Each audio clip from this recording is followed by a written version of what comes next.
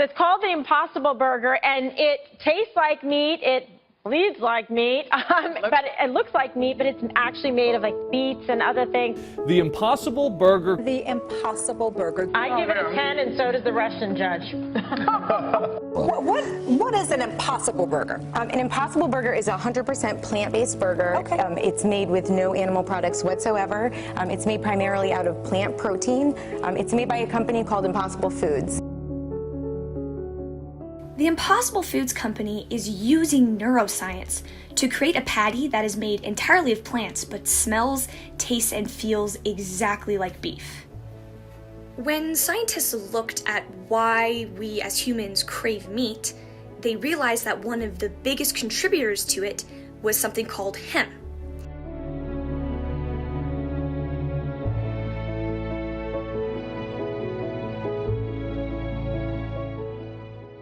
Hemp is what gives meat that juicy, meaty flavor that everybody craves.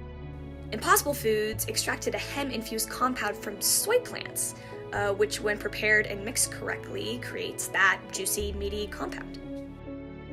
Livestock farming as a business is not only destroying the earth, but is economically insane. Animal agriculture preoccupies over half of the land on Earth, land that could be used for struggling countries, economic expansions, and many other things. Livestock farming contributes to 18% of human-produced greenhouse gas emissions worldwide, which is more than the amount of emissions from planes, trucks, and cars combined. 1 kilometer of beef requires nearly 15,000 liters of water.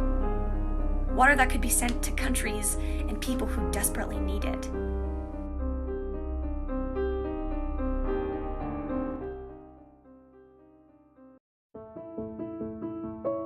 Right now, the burger that you ate, compared to the same thing from a cow, uses 1/20th of the land to produce. So you've reduced your greenhouse gas footprint of that burger by more than 80%. The global consumption of meat has shot up 21% over the past 2 decades to 68 million tons a year. Okay, how do you solve that problem? You basically say, okay, let them eat meat, but we'll figure out a better way to make it. Every acre of land gives us a choice. We can either use it to grow 250 pounds of meat or 25,000 pounds of plant-based food. Even though it's too extreme for most of us, it's worth considering that a person who follows a vegan diet, meaning they eat no meat and dairy, produces 50% less CO2 and uses 1/11th the amount of oil, 1/13th the water, and 1/18th the land. Livestock farming as a whole needs to change. It's on the way that we're going, our Earth isn't going to be here for much longer.